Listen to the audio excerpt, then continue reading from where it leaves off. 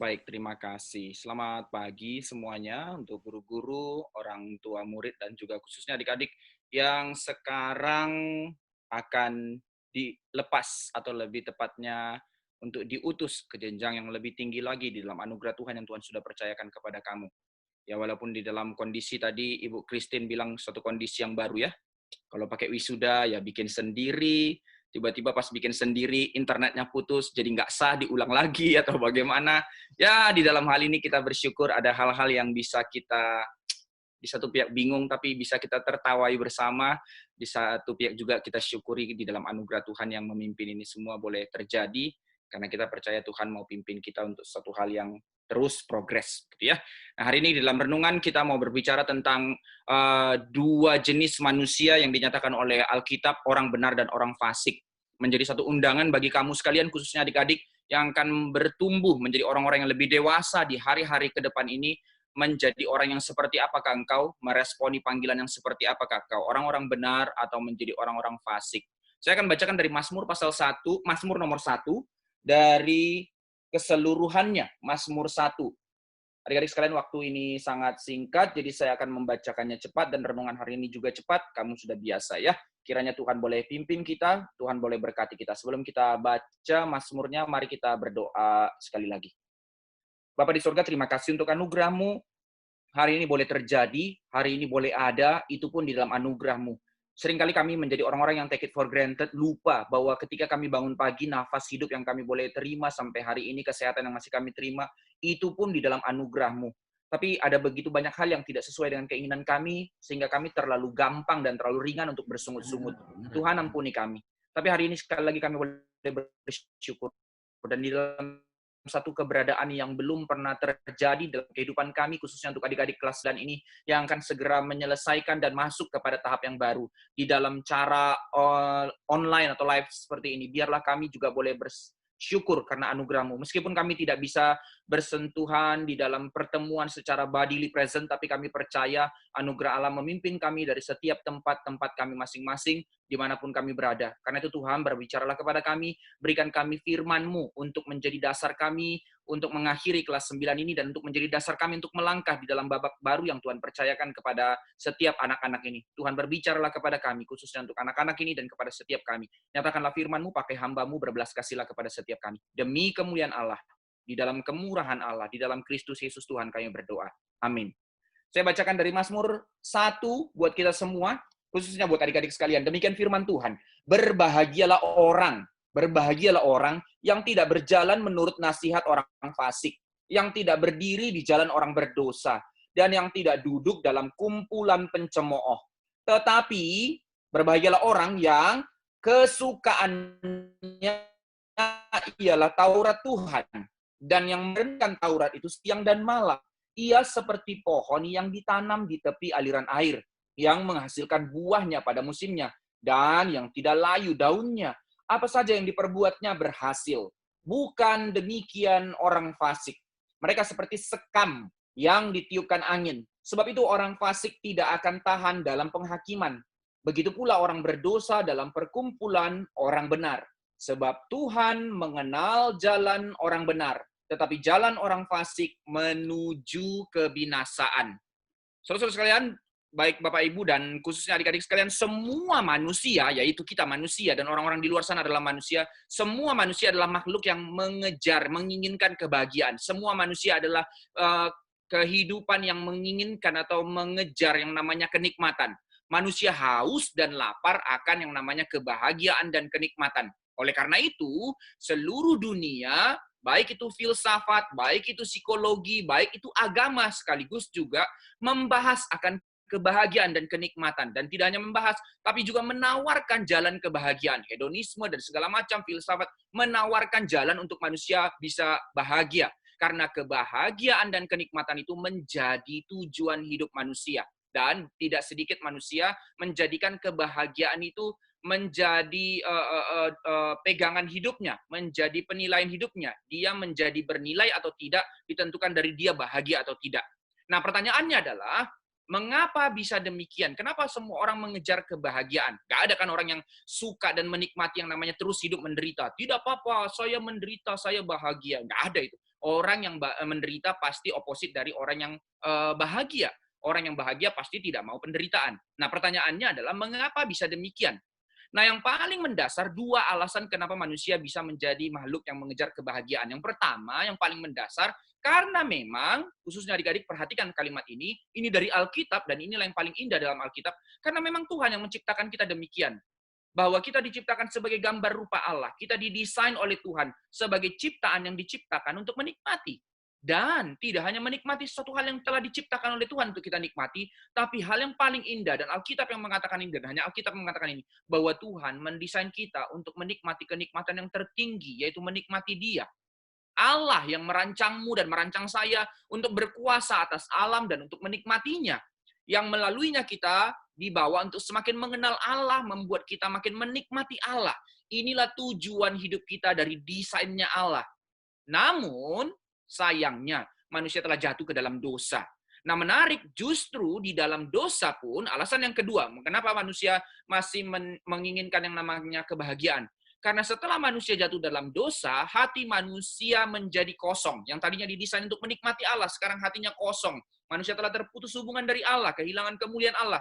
Tapi justru itu yang membuat manusia makin merindukan yang namanya kepuasan. Hati yang tadinya menikmati Allah sekarang sudah terputus, sekarang hati itu kosong, maka hati yang kosong itu ingin dipuaskan, ingin kebahagiaan, ingin kenikmatan. Desain awal manusia diciptakan untuk menikmati kenikmatan, kebahagiaan. Tapi setelah jatuh dalam dosa, hati yang kosong itu pun ingin menikmati kebahagiaan dan kepuasan. Tapi perbedaannya di dalam kekosongan itu, kenikmatannya itu diganti. Manusia tidak lagi bisa mendapatkan kepuasan untuk menikmati Allah karena sudah terputus dari Allah. Manusia mengejar kenikmatan yang lain. Maka sekarang kita bisa pahami, semua orang di dunia ini, bukan dengan alasan yang pertama, tapi justru dalam alasan yang kedua setelah manusia jatuh dalam dosa, semua orang menginginkan yang namanya kenikmatan, kepuasan, kebahagiaan. Berarti konsekuensi logisnya, perhatikan kalimat ini, harusnya kamu sudah mengerti kelas 9, ketika semua orang mau bahagia, mau nikmat, berarti kondisinya, konsekuensi logisnya, kalau saya bilang saya ingin, berarti saya sedang tidak. Kalau saya terus berteriak, saya ingin bahagia, saya ingin puas, saya ingin nikmat, berarti kondisi saya sekarang sedang tidak puas, tidak nikmat, tidak bahagia. Nah, ini problemnya. Maka apa yang dilakukan manusia? Manusia mengejar kebahagiaan. Nah, sekarang kita masuk ke dalam konsep di dalam Mazmur pasal 1. Di sini kita melihat bahwa Mazmur pasal 1 menjadi kunci untuk mengerti seluruh rahasia kehidupan. Itu sebab dari 150 Mazmur yang ada, Mazmur 1 ini harus menjadi pembuka, menjadi kunci, menjadi rahasia untuk mengerti seluruh kehidupan. Di dalam Mazmur 1, manusia dibedakan. Alkitab membedakan, firman Tuhan membedakan secara garis besar. Hanya dua kategori, hanya dua jenis manusia, hanya dua cara, jalan manusia mengejar kebahagiaan. Yaitu orang benar dan orang fasik. Nah, di dalam terang perjanjian baru kalimat ini juga sama. Di dalam Roma pasal 6 misalnya, ayat 7 dan ayat 20 dikatakan, manusia cuma dua jenis. Orang yang bebas dari dosa, dan orang yang bebas di dalam dosa. Dua kategori saja. Entah terlepas dari berbagai macam karakter manusia, dari berbagai macamnya manusia, atau menjadi orang fasik. Di dalam dosa atau bebas dari dosa. Dan menariknya adalah di dalam Mazmur pasal 1 ini, orang benar digambarkan, orang fasik digambarkan tadi dikatakan seperti sekam. Sekam itu seperti kulit padi. Padinya sudah hilang, kulitnya itu yang warna coklat kekuningan itu yang namanya sekam, gitu ya kurang lebihnya. Nah, menarik kenapa Mazmur pasal 1 ini membagi dua kategori ini secara tidak nyambung sepertinya. Kok dibandingkan antara orang benar dengan orang fasik dengan penganalogian pohon dengan sekam. Apa maksud dari semua ini? Nah, ini yang saya mau rindu untuk kita boleh mengerti apa yang menjadi kerinduan Tuhan, panggilan Tuhan untuk kita semua, khususnya untuk engkau adik-adik yang sekarang sedang beranjak kepada kedewasaan. Nah, sekarang kita melihat bagaimana pembagian ini ditawarkan oleh Mazmur, dinyatakan oleh berita firman Tuhan menjadi undangan bagi kita. Yang pertama, orang benar, berbahagialah orang yang berjalan. Berbahagialah orang benar itu. Di dalam ayat 6. Sebab Tuhan mengenal jalan orang benar itu. Maka sekarang kita mempelajari yang pertama, orang benar. Orang benar dikatakan sebagai orang yang berbahagia. orang yang kesukaannya Taurat Tuhan, firman Tuhan. Maka Mazmur mengatakan orang yang kesukaannya Taurat Tuhan, firman Tuhan itu seperti pohon yang ditanam di tepi aliran air. Ada dua penekanan di situ, pohon dan yang ditanam di tepi aliran air. Maka orang-orang benar itu dua kategori. Pertama, ditanam, berarti inisiatif dari luar. Orang benar itu ditanam. Dan yang kedua, yang di tepi aliran air menekankan tentang berakar kepada satu sumber yang stabil, satu sumber yang terus ada, yang mengalir, yang tidak pernah kering. Maka di sini kita boleh mengerti bahwa kita menjadi orang benar diberikan, ditanam dan berakar kepada sesuatu yang di luar diri kita. Jadi bukan gambaran tentang usaha kita atau kemampuan kita, melainkan karena tekanannya dari kitab Perjanjian Lama, dari Mazmur, sudah sangat berulang-ulang menekankan tentang anugerah, anugerah. Grace itu menjadi kunci untuk mengenal kehidupan kebenaran di dalam Kristus. Maka pohon yang ditanam menjadi pohon yang bertumbuh, berbuah, dan daunnya tidak layu, kata Mazmur, adalah pohon yang berakar kuat, yang kokoh. Ini kuncinya. Jika dia tidak berakar di tepi aliran air itu, omong kosong, semua tidak akan ada. Tapi di sini kuncinya bahwa kenapa pohon itu menjadi pohon yang bertumbuh, ditanam, lalu bertumbuh, berbuah, dan tidak layu daunnya, karena dia berakar kepada. Nah, ini kuncinya kehidupan orang benar. Adik-adikku sekalian, di dalam hal ini kita boleh mengerti secara konteks. Kamu juga belajar biologi, bagaimana pertumbuhan dan segala macam. Maka mari kita melihat ada satu hal yang begitu indah sekaligus menjadi satu hal yang paradoks, yang sulit untuk kita ngerti, tapi ini adalah keindahan yang begitu besar. Berakar itu menjalankan dua fungsi yang paradoks. Perhatikan ini, hai orang-orang muda. Berakar itu memiliki dua fungsi yang paradoks. Yang pertama, bahwa akar itu memberikan kebebasan. Loh, kok aneh ya? Akar kok memberikan kebebasan. Perhatikan, apa yang dikatakan, orang benar itu seperti pohon yang ditanam di tepi aliran air. Berarti orang benar itu adalah orang yang berakar.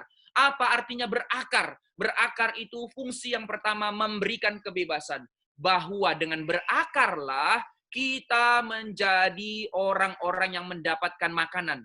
Dari akarlah makanan diambil dan didistribusikan naik ke atas, nanti diolah melalui proses fotosintesis dari daun dan seterusnya. Tapi kunci utamanya bagaimana kita menjadi orang yang bisa makan dari akar, diambil dan memberikan pohon pertumbuhan sehingga pohon itu bisa berbuah. Kebebasan karena berakar, yaitu kebebasan untuk boleh makan, bertumbuh dan berbuah. Kedua, masih poin dalam kebebasan, bahwa pohon yang berakar, akar akan memungkinkan pohon untuk dapat menangani badai. Akar yang meneguhkan pohon untuk mampu bertahan di dalam serangan angin yang begitu kencang. Di dalam rupa-rupa begitu banyak tekanan yang sulit untuk dimengerti, sulit untuk diterima, tidak tahu arahnya dari mana. Tapi bagaimana pohon itu menjadi pohon yang teguh? Kuncinya cuma satu, akar. Maka kalau kita melihat satu pohon yang rindang, kita lihat pohonnya bisa berteduh, kita lupa. Sebenarnya rindangnya pohon itu di bawahnya akarnya jauh lebih luas menjangkau daripada rindang yang di atasnya. Karena kalau tidak, dia tidak bisa menahan dan tidak memiliki kekuatan. Akar, ini fungsinya akar. Yang ketiga, bagian dari kebebasan. Justru dengan akar, maka dengan demikian seluruh akarlah yang memberikan stabilitas. Dia mampu bertahan, itu yang kedua, melalui badai. Stabilitas, dia tidak hanya bertahan, tapi dia stabil, menjadi kokoh, memiliki kepastian, memiliki garansi. Akar itu melindungi. Maka inilah kebebasan yang ditawarkan dengan akar. Dia mampu makan, bertumbuh, dan berbuah. Dia bertahan di tengah segala badai. Dan dia menjadi stabil, memiliki kepastian, dan memiliki perlindungan. Akar. Dan yang menarik, dikunci dengan kalimat terakhir sebagai kesimpulannya. Orang benar itu, yang berakar itu, seperti pohon yang berakar di tepi aliran air. Apa saja yang dibuatnya berhasil. Adik-adikku sekalian, ada begitu banyak teologi prosperity gospel yang segala macam. Pokoknya percaya Yesus kaya. Bukan ini yang ditawarkan Alkitab, tapi melampaui ini. Bukan ini, tapi melampaui ini. Apa saja yang dibuatnya berhasil. Artinya apa? Di dalam terang perjanjian baru, di dalam Yohanes pasal 14 dan Yohanes 16 dikatakan, jika kamu meminta satu apapun dalam namaku, mintalah apa saja, maka engkau akan kuberikan. Artinya apa? Sebuah jaminan di dalam Kristus akan memberikanmu kebahagiaan final. Kebahagiaan yang tidak akan digoncangkan oleh apapun. Seperti pohon yang berakar. Namun di sisi lain, Akar, fungsi yang keduanya adalah apa? Adik-adik sekalian, secara paradoks. Akar memberikan kebebasan, itu fungsi yang pertama, tapi yang kedua, di sisi lain, akar juga secara paradoks berfungsi untuk membatasi kebebasan pohon. Dengan akar, pohon tidak bisa kemana-mana. Kecuali kita berfantasi seperti nonton film apa itu Lord of the Ring atau apa ya yang pohon akhirnya ikut berantem lalu lari-lari dengan akarnya, ya itu ngawur lah ya, itu film. Tapi di dalam hal ini kita boleh mengerti bahwa akar mengunci untuk membuat teguh berdiri, tapi sekaligus itu yang membuat pohon itu dibatasi kebebasannya untuk tidak bisa kemana-mana. Inilah terang dari penebusan.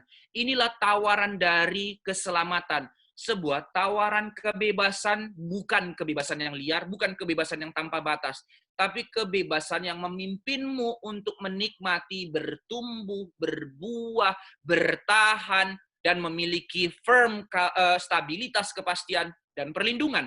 Sebuah kebebasan yang berakar, bukan kebebasan yang liar tapi kosong, melainkan ikatan akar yang membebaskan. Ikatan akar yang memampukanmu berdiri tegak, bertumbuh, berbuah di dalam keadaan apapun. Ini janji Tuhan. Ini bukan omong kosong. Ini bukan muluk-muluk. Para pemazmur di dalam menuliskan ini di dalam konteks mereka yang begitu berat. Peperangan dari bangsa-bangsa kafir yang menjajah mereka. Lingkungan yang begitu berat dalam kehidupan mereka. Tapi mereka boleh melihat bagaimana hidup mereka menjadi penuh dengan kebahagiaan dan sukacita kenikmatan. Karena berakar di dalam firman. Maka inilah metafora yang digambarkan oleh Mazmur untuk menggambarkan kehidupan orang yang penuh sukacita karena hidup yang berakar kepada Taurat Tuhan. Hidup yang berakar kepada firman Tuhan. Sesuatu yang dari luar ditanamkan di dalam diri kita, bukan dari kemampuan kita karena usaha kita sehingga kita menjadi kaya lalu berbahagia, karena kepintaran kita menjadi terkenal lalu bahagia, tidak. Tetapi suatu hal yang dari luar ditanamkan di dalam diri kita, menjadikan bagian dari diri kita. Kita berakar pada firman Allah yang dengannya kita mengenal Kristus. Nah, di dalam terang perjanjian baru dikatakan inilah yang disebut dengan union with Christ. Inilah arti, inilah panggilan dari penebusan. Dipersekutukan dengan Kristus, berakar di dalam Dia. Nah, di dalam terang perjanjian baru juga dikatakan di dalam 2 Petrus 1 ayat 4 mengatakan bahwa melalui apa yang dikerjakan oleh Kristus, kita boleh mendapat bagian di dalam kodrat ilahi. We become partakers of the divine nature. Maka Tuhan tidak menjadikan kamu memiliki natur yang sembarangan untuk menikmati satu kebahagiaan yang limit, tapi di dalam satu hal yang divine, yang begitu mulia, yang begitu besar. In Christ. Maka kita seperti pohon yang tidak menanam dirinya sendiri, melainkan ditanam. Dan sekali lagi, berakar kepada Allah, yang darinya kita mendapatkan segala kenikmatan. Berbuah pada musimnya, dan tidak layu daunnya. Karena kita berakar kepada tepi aliran air. Kunci di situ katakan aliran, suatu hal yang tidak pernah mati, suatu hal yang tidak pernah kering. Seperti pohon itu, adik-adik sekalian, untuk kamu semua yang kelas 9 yang akan diutus ini. Dia tetap, pohon itu tetap, dan kiranya kita tetap menjadi orang yang orang mengerti, bertahan di tengah badai, kemarau, kekeringan, kehampaan, tawaran dunia yang begitu mengacaukan. Tapi dia tetap bertahan, dan tidak hanya bertahan, dia bertumbuh. Karena semakin berakar ke dalam, dan ke dalam. Sehingga teguh berdiri dan tidak layu daunnya, demikian juga dengan kita. Bukan sukacita dan kenikmatan yang dangkal yang Tuhan janjikan kepadamu, hai orang-orang muda. Melainkan melalui kesusahan, melalui segala pergumulan dan penderitaan, melalui segala tantangan. Di dalam konteks kita sekarang, tidak ada pertemuan bodily present, tidak ada wisuda yang resmi, bisa foto-foto dan segala macam. Ini pun satu hal yang menggelisahkan. Tapi di balik semua itu, ada satu jaminan, ada satu janji Tuhan ketika engkau berakar di dalam firman-Nya, maka engkau akan bertumbuh dan semakin berakar di dalam Kristus, maka berbahagialah engkau. Di dalam 1 Petrus 1 ayat 6, bersukacitalah sekalipun engkau di dalam duka cita. Ini terang firman Tuhan yang mengatakan, bersukacitalah engkau sekalipun engkau di dalam duka cita. Ini bukan bermaksud mengatakan kita mengabaikan duka cita. Tidak usah pikirkan duka cita, pokoknya engkau sukacita saja. Tidak. Ini bukan juga menjadi orang masokis yang bersukacita karena penderitaan, menikmati segala penderitaan. Tidak, bukan itu maksudnya Alkitab. Tapi Alkitab memberikan janji, memberikan jaminan. Di dalam duka citamu, tetap ada janji sukacita yang sejati yang Tuhan berikan. Yang genuine yang di dalam. Sekalipun dari fenomena dan dari faktor luar engkau mengalami duka cita.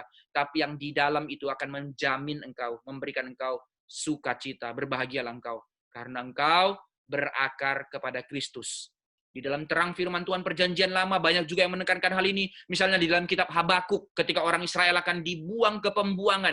Seluruhnya sudah hancur. Tembok Yerusalem sudah hancur. Bait Allah sudah hancur. Seluruh harta mereka sudah habis. Ternak mereka dijarah. Binatang-binatang dan tumbuhan mereka semua sudah dihancurkan. Tapi apa kata Habakuk pasal 3? Sekalipun lembu sapi terhalau dari kurungan, tidak ada lagi binatang di dalam kandang. Tapi, maksudnya dia sudah tidak ada lagi yang menjadi harapanku. Tapi aku beria-ria, bersuka cita di dalam Tuhan. Ini kuncinya. Inilah kunci kehidupan kita. Inilah dasar dari sukacita dan kenikmatan yang sejati. Yang ditanamkan. Bukan ditentukan dari keadaanmu. Bukan karena apa yang dari luar yang diberikan kepadamu dari dunia yang tawarkan. Tapi dari luar yang dari atas, dari kekekalan. Yaitu dari kemuliaan Allah yang diberikan kepada kita. Bukan karena kita mampu untuk meraihnya, bukan karena kita mampu menguasainya, bukan karena kita mampu menguasai segala keadaan kita, bukan karena segala fasilitas kita, tapi karena hatimu, adik-adikku sekalian, yang berakar kepada Allah. Maka penuhlah engkau dengan sukacita, penuhlah engkau dengan kebahagiaan yang sejati, berakar di dalam Dia. Sekarang bagian yang terakhir, sebaliknya, Alkitab memberikan metafora tentang sekam kepada orang fasik. Hai orang-orang muda, berbahagialah engkau ketika engkau seperti pohon yang sepertinya tidak bebas karena berakar, tapi justru bebas bertumbuh dan menjadi orang yang tangguh, firm, memiliki jaminan. Tapi sebaliknya, apa yang ditawarkan oleh kefasikan? Bukan tawaran yang menakutkan. Justru tawaran dari kefasikan adalah tawaran yang sangat nikmat. Digambarkan seperti sekam. Sekam itu kulit padi, ringan, sangat ringan. Jadi sangat gampang untuk bebas. Ditiup angin saja, dia terbang, dia bisa kemana saja. Sebuah tawaran keindahan, kenikmatan yang begitu indah. Bukan, dan ini kan yang ditawarkan oleh dunia kepadamu. Tidak perlu keluar. Di dalam kondisi social distancing pun engkau bisa bebas. Bebas sebebas-bebasnya. Untuk mengakses dunia melalui internetmu. Bebas. Entah itu pornografi, entah itu gamemu, entah itu apapun yang kau lakukan. Engkau bisa melakukannya bebas. Seperti sekam. Inilah kehidupan orang fasik. Tapi adik-adikku sekalian, sadarkah engkau? Dan saya percaya engkau sadar sebenarnya di dalam hatimu yang paling dalam. Engkau gelisah di dalam segala kebebasan demi kebebasan yang liar yang kau lakukan. Karena apa? Karena ini adalah gambaran kebebasan yang kosong. Kosong. Kenapa kosong? Mari pertanyakan kepada dirimu. Di dalam segala kenikmatan demi kenikmatan yang kau kejar, puaskah engkau? Bahagia yang membawamu kepada kekosongan untuk mengejarmu, untuk lebih mengejar kebahagiaan lagi, yang akhirnya makin membuatmu kepada kekosongan, yang mendesakmu untuk makin mengejarnya lebih lagi. Ini kan yang namanya candu sebenarnya. Entah itu candu pornografi, entah itu candu di dalam makanan bahkan, entah itu candu di dalam game, atau apapun itu. Ketika engkau mengejar atau menempatkan seluruh kehidupanmu kepada sebuah kebahagiaan yang sementara itu, sedetik itu bahagia, tapi membawamu kepada sebuah kekosongan baru, yang mendesakmu untuk lebih dalam lagi mengejarnya, lebih dalam lagi mengejarnya. Kosong, kosong. Bebas. Akses sana, akses sini, kemanapun bebas, seperti sekam yang ditiupkan angin. Tapi apa yang menjadi problemnya? Ini adalah gambaran kebebasan yang benar-benar bebas, terbang kemana saja, tetapi tidak berakar, tidak punya pegangan, terus terombang-ambing. Mau berapa lama engkau hidup seperti itu? Engkau beranjak semakin dewasa, dan tawaran dunia memang nikmat, tapi tidak berakar, tapi terus kau kejar. Di dalam segala kepintaranmu untuk studimu, tapi di dalam segala kebodohan hikmatmu, engkau tidak menjadi orang-orang yang semakin menikmati kehidupanmu, tapi semakin tumpul karena pengejaran sebuah kebahagiaan kosong, terombang-ambing. Maka kehidupan sekam berarti terus dihembuskan, terus-menerus dihembuskan, dan menjadi hidup yang didefinisikan dari opini publik, dari apa kata orang. Hidupmu menjadi bernilai ditentukan dari apa kata orang, karena engkau terombang-ambing. Maka dunia bilang begini, kamu ikut ke situ. Orang sana bilang begini, kamu ikut ke situ. Seluruh hidupmu tidak firm, tidak punya satu fondasi, tidak punya satu kekuatan. dihembuskan oleh rupa-rupa opini apa kata orang. Instagrammu di-unfollow orang, langsung galau dan segala macam. Hidupmu ditentukan dari opini publik, kehidupan sekam.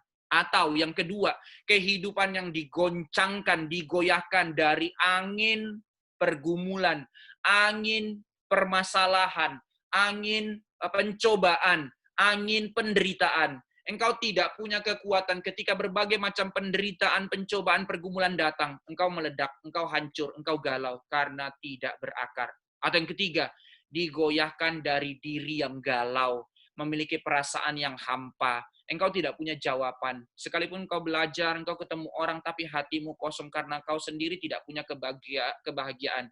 Calvin mengatakan kita punya sensus divinitatif. Maka sensus divinitatif itu sebuah kebahagiaan yang bernatur kekal. Dan itu hanya bisa diisi dengan kekekalan, yaitu Allah itu sendiri. Sekarang itu putus. Engkau ganti itu dengan kebahagiaan semu. Maka hatimu kosong. Maka engkau akan terus goyah dan goyah. Seperti sekam. 3. Dihembuskan oleh opini orang, engkau galau. Di dalam penderitaan, pergumulan, engkau galau. Di dalam hatimu yang goncang bermasalah, engkau galau. Engkau tidak punya kekuatan.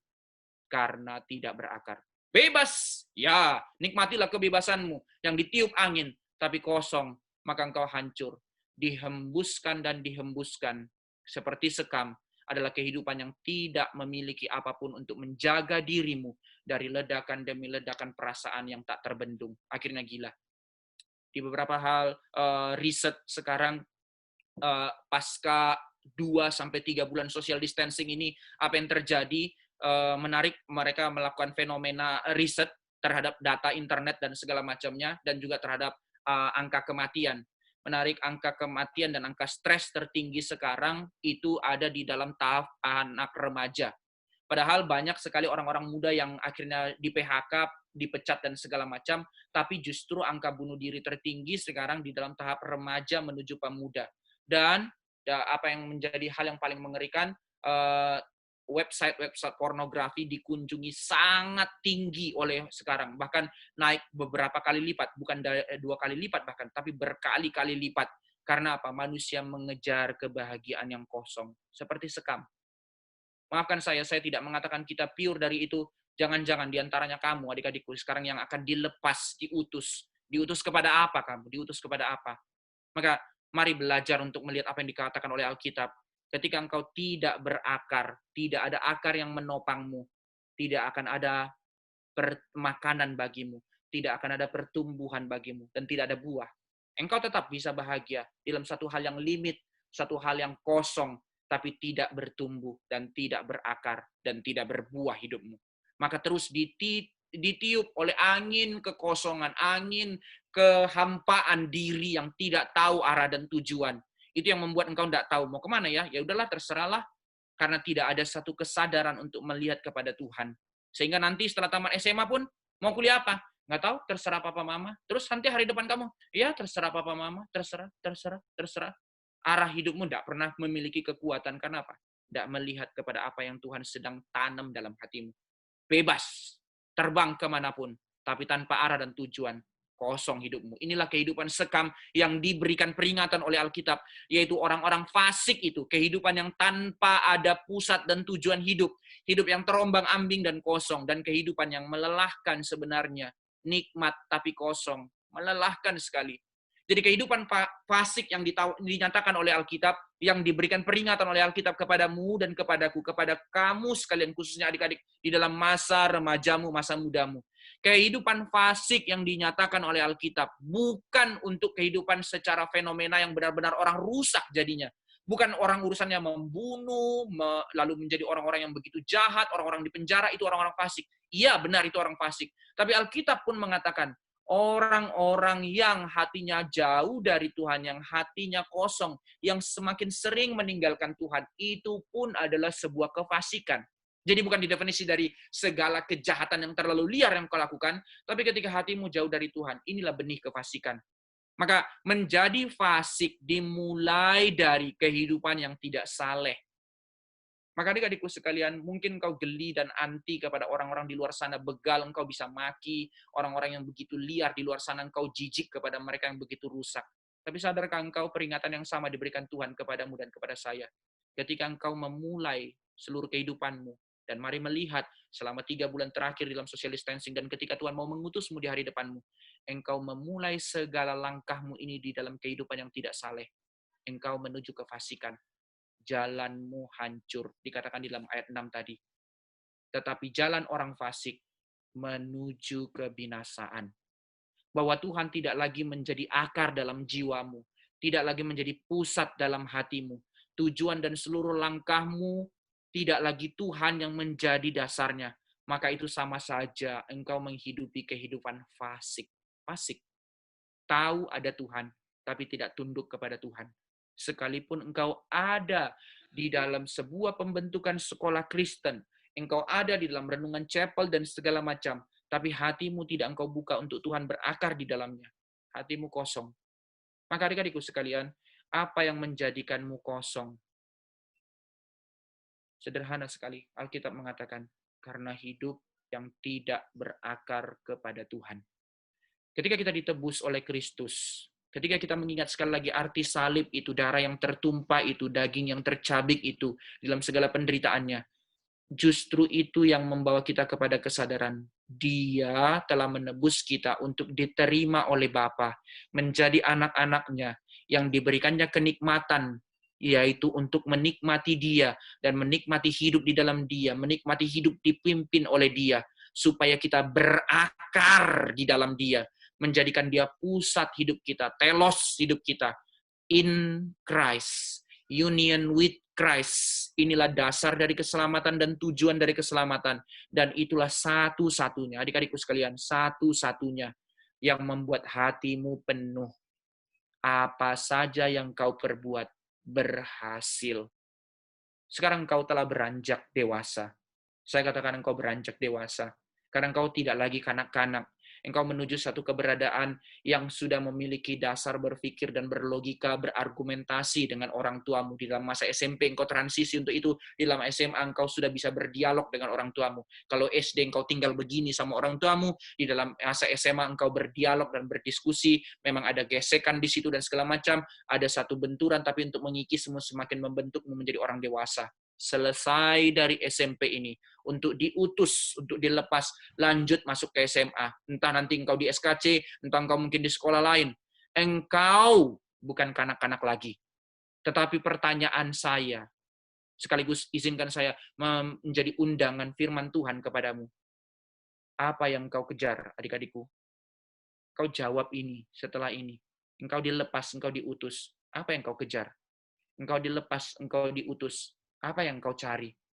Engkau diutus, engkau dilepas. Apa tujuanmu? Kalau begini lagi jawabanmu, hatimu kosong. Kalau begini lagi jawabanmu, langkahmu menuju kefasikan. Mari pikir, apa yang kau kejar, apa yang kau cari, apa tujuan hidupmu. Mengejar kebahagiaan semu, kenikmatan dan kebebasan orang fasik, yang seperti sekam yang ditiupkan angin kemana-mana engkau terus ikut, atau hidupmu berakar kepada firman Tuhan, kepada Taurat Tuhan. Hidupmu menjadi hidup yang dipimpin untuk kemuliaan Tuhan. Yang mana? Undangan Tuhan di dalam penebusan Kristus bukan hanya sebuah jaminan supaya engkau mati masuk surga, tapi undangan Tuhan bagaimana kita dipenuhi oleh shalom, untuk menjadi pewarta shalom, menyatakan kemuliaan Tuhan, menghadirkan kemuliaan Tuhan di tengah-tengah zaman ini, di tengah-tengah dunia ini. Itu sebab engkau sekarang studi, engkau terus mengejar, bukan sebuah prestasi saja, bukan sekedar mimpi untuk mencapai kesuksesan saja, tapi melampaui semua itu, memiliki kesadaran berakar kepada Kristus, sehingga engkau terus mengejar, engkau makin bertumbuh, makin kokoh, di tengah badai engkau tetap tegak berdiri, sehingga engkau berbuah, daunmu tidak menjadi layu, apa saja engkau perbuat berhasil, menghadirkan kerajaan Allah di tengah-tengah dunia ini. Ini callingmu. Selamat bertumbuh adik-adikku sekalian, selamat masuk ke dalam babak baru dalam hidupmu yang Tuhan percayakan kepadamu, berjalanlah di dalam kedewasaan iman, bukan di dalam kebebasan yang liar. Nikmatilah pimpinan Tuhan, tangan penyertaan Tuhan, nikmatilah kebahagiaan yang sejati yang Tuhan janjikan kepadamu. Berbahagialah engkau ketika Taurat Tuhan yang menjadi tujuan hidupmu, yang menjadi dasar hidupmu. Tuhan memberkati, mari kita berdoa.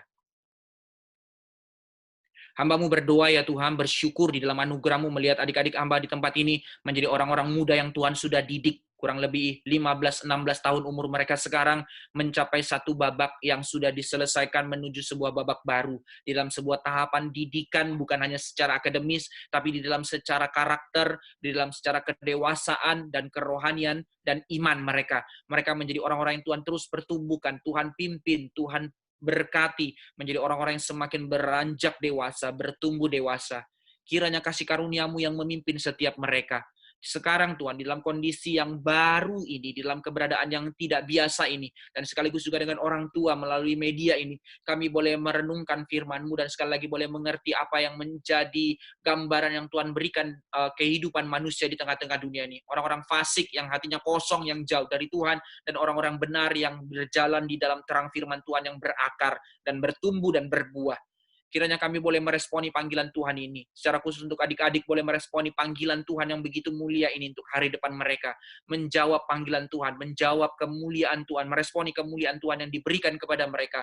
Untuk kami dengan segala kegentaran berkata, di sini kami Tuhan, di sini anak-anak-Mu ini, orang-orang remaja yang bertumbuh menjadi dewasa ini, menjadi orang-orang yang mau meresponi. Kami mau dipimpin, kami mau bertumbuh, kami mau berbuah, kami mau berhasil. Kami mulai dengan mau berakar di dalam Tuhan. Pimpinlah kami, berkatilah kami. Berkatilah anak-anak ini ketika mereka segera selesai dari tingkat ini lalu diutus masuk kepada tingkat SMA, kemanapun mereka berada dan apapun yang hari depan mereka. Biarlah mereka boleh mengingat hidup di dalam Kristus, hidup di hadapan Allah, dan hidup untuk kemuliaan Allah. Terima kasih Tuhan. Pimpinlah seluruh acara ini, seluruh pengutusan ini, pelepasan ini, biarlah kiranya mereka melihat, mereka bukan dilepas ke tengah dunia untuk menjadi sama dengan dunia. Mereka dilepas dan diutus untuk menjadi saksi Tuhan di tengah dunia. Terpujilah Engkau ya Allah, hamba-Mu bersyukur untuk seluruh guru-guru yang telah mendidik mereka. Tuhan berkati mereka untuk terus mendidik anak-anak dalam kebenaran. Terima kasih untuk orang tua yang telah memimpin dan telah menjadi orang tua yang bertanggung jawab mendidik anak-anak untuk terus dalam masa remaja mereka bertumbuh. Berkatilah keluarga dari keluarga, orang tua di tempat ini, dalam segala pekerjaan mereka, dalam segala pergumulan mereka. Tuhan pimpinlah mereka. Sekali lagi, berkatilah seluruh anak-anak-Mu ini Tuhan. Permuliakan nama-Mu di dalam hidup mereka, permuliakan nama-Mu melalui hidup mereka. Kiranya nama Tuhan yang terus ditinggikan. Di dalam Kristus Yesus Tuhan, Juru Selamat kami yang hidup kami berdoa. Amin. Tuhan memberkati, selamat dilepas dan diutus. Selamat bagi siswa-siswi kelas 9 yang telah menyelesaikan seluruh pembelajarannya, dan juga selamat bagi Bapak Ibu orang tua murid yang telah mendampingi. Selamat bagi Bapak Ibu guru yang telah menghantar dan mengajar mereka selama 3 tahun. Dan ini adalah angkatan pertama yang unik karena lulus di dalam masa pandemi. Nah, pada hari ini Pak Ivan akan memberikan nasihat firman Tuhan yang terakhir di dalam masa kalian kelas 9. Nah, Pak Ivan akan bacakan Kejadian 18, satu ayat saja dari ayat 19. Demikian firman Tuhan dari Kejadian 18 ayat 19. Sebab aku, yaitu Tuhan, telah memilih dia, Abraham.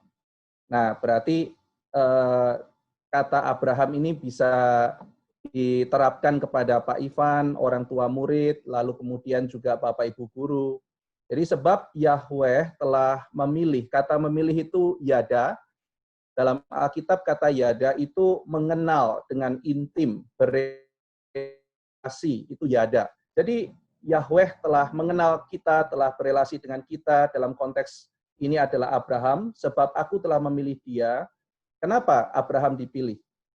Tuhan mengatakan supaya diperintahkannya, jadi supaya Abraham memerintah, supaya Pak Ivan, supaya guru-guru, supaya parents, generasi yang lebih tua, memerintahkan kepada anak-anaknya, memerintahkan kepada keturunannya, supaya tetap hidup menurut jalan yang ditunjukkan Tuhan.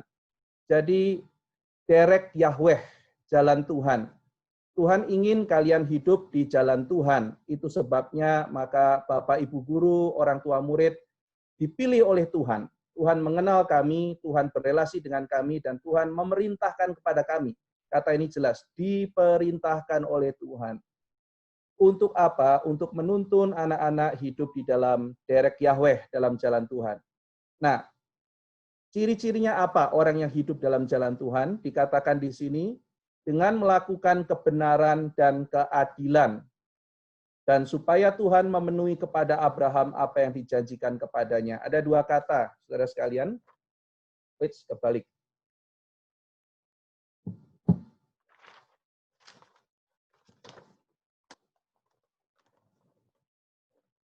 Yang pertama kata sadik. Sadik akar katanya, ini diterjemahkan di dalam LAI dengan benar. Lalu mispat diterjemahkan dengan adil. Maka ini orang yang hidup di dalam derek Yahweh ada dua hal ya, kita bisa ingat. Pertama, anak-anak jangan lupa melakukan sadik. Yang kedua, jangan lupa melakukan mispat. Mispat itu apa? Mispat itu adil dalam pengertian apa yang Tuhan katakan, kamu lakukan.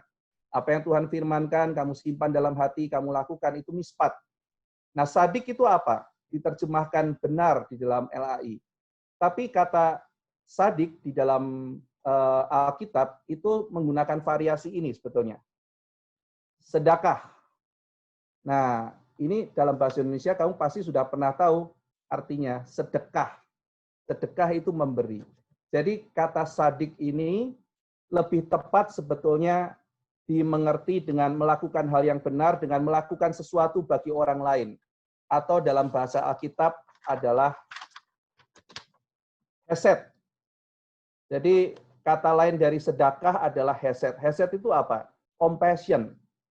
Kita melakukan sesuatu bagi orang lain. Compassion.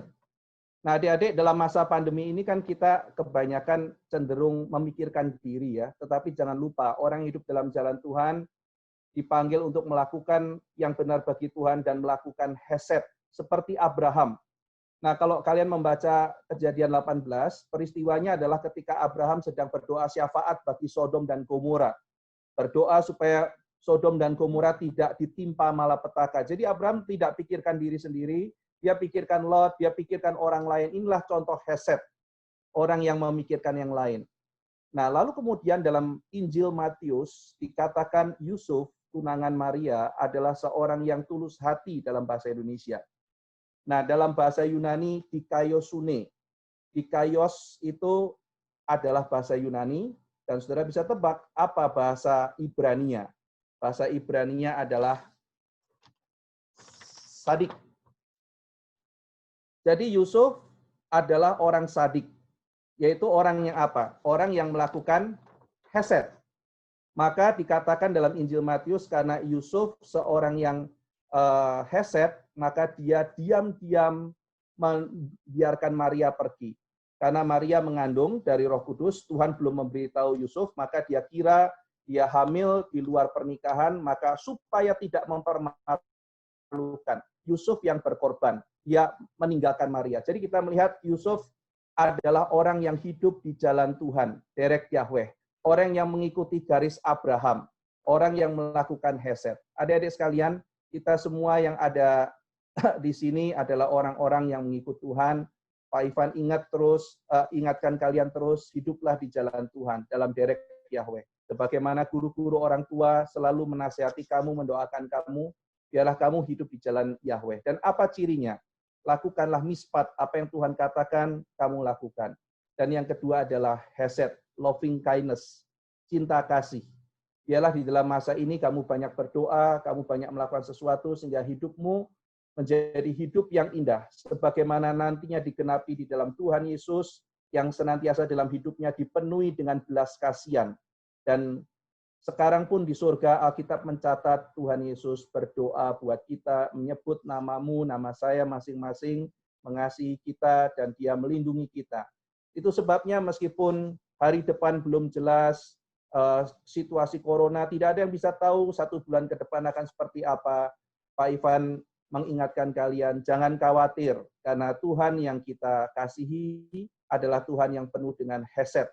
Dia yang memerintahkan kita untuk melakukan hesed, dia sendiri yang sudah melakukan hesed, mati di atas kayu salib. Mari kita menerima utusan ini, menjadi orang yang dipakai untuk membawa derek Yahweh, jalan Tuhan ke semua tempat. Mari kita lakukan mispat, mari kita lakukan keset. Tuhan memberkati.